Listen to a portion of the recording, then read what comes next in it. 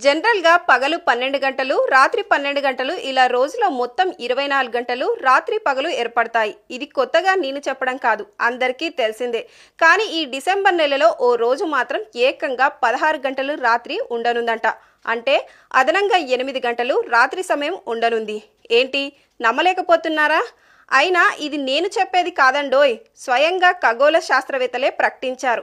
ఈ నెల 21న దాదాపు 16 గంటల పాటు రాత్రి సమయం, మిగిలిన 8 గంటల పాటు పగలు ఉండనుందని శాస్త్రవేత్తలు తెలిపారు.